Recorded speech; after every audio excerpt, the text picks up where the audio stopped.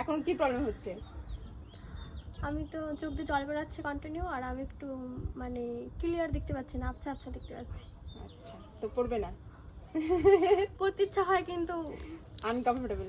So আজকে আমি চলে এসেছি নিজেদের গ্রামেই সাজাতে, আর সেইটা ছিল আমার বোনেরই বান্ধবী এবং তাদের বাড়িতেই আজকে আমি চলে এসেছি। আর আজকে ছিল ভীষণ গরম, কিন্তু কিছু করার নেই, কাজ আমাকে আসতেই হবে যতই গরম হোক না কেন। কিন্তু এখানে এসে একটা প্রবলেম হচ্ছিলো, সেটা হচ্ছে এটাই যে ব্রাইড লেন্স পড়তে ভীষণ চাইছিল, বাট ওর চোখে প্রবলেম থাকার জন্য ফার্স্টে পড়তে পারেনি, কিন্তু যেহেতু খুব ইচ্ছে ছিল তাই সব প্রবলেমকে উপেক্ষা করে ও লেন্সটা পরেই নিল।